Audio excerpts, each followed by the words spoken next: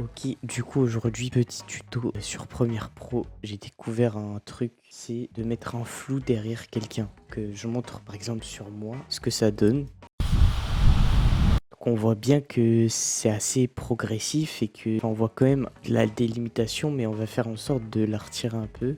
Hop, du coup on va faire ça sur la suite. Donc pour ça on va se rendre dans les options d'effets, on marque flou et on va prendre le flou gaussien. Donc c'est le flou le plus utilisé et c'est le mieux et voilà. Faut pas chercher à en prendre un autre, c'est le flou gaussien. Donc on prend le flou gaussien, on le met sur le rush. Ensuite, on va dans les options d'effets et du coup on a notre flou gaussien qui est ici. Je conseille d'en pas en mettre beaucoup, juste histoire de masquer un peu. Le mieux c'est 30 pour moi. Ensuite, on prend la plume, on fait un truc très bref. Il n'y a pas besoin d'être précis, on fera ça après. Ensuite, on va dans... mettre ça là. Quand on est du coup dans notre panneau d'options d'effets, donc on a créé notre masque. Et après, on va faire inverser. Comme ça, il nous reste juste ça. À partir de ça, donc on va venir légèrement recadrer, mais pas besoin de faire un truc de fou. Hein. Voilà, on va lisser un peu les bords.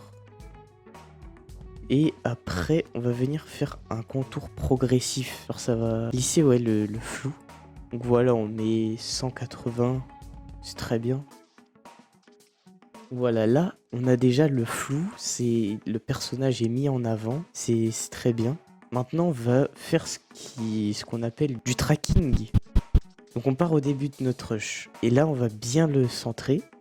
Après, on peut utiliser ça, les flèches, l'application va le faire automatiquement. Moi, je préfère pas parce que parfois, c'est pas bon, ça fait perdre du temps, c'est chiant. Du coup, on part de là, on fait notre point d'entrée. Après, on va 4 images plus loin.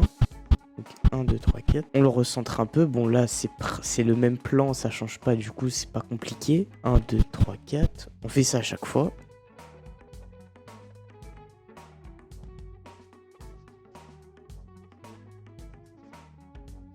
Après, on fait un peu en fonction, comme là, c'est juste, je vais tout droit, on fait en fonction. Mais sur d'autres plans où ça bouge vraiment, là, faut faire 4 images, enfin toutes les 4 images. Si vraiment on est déter, on fait ça sur toutes les images, mais c'est très très long. Ou alors, on utilise le tracé automatique. Je le recommande pas forcément pour mettre un fond comme ça, mais si c'est juste pour flouter un visage, là, oui, on utilise ça, c'est beaucoup plus simple. Là, on a fini. Bon, c'était pas très compliqué. Hein. Et du coup, ça nous donne ça. Franchement, sur celui-là, c'est très propre. On voit même pas le contour. On voit vraiment un flou progressif. Et c'est super. En tout cas, voilà, c'était tout pour ce tuto de flou. Et voilà, ciao.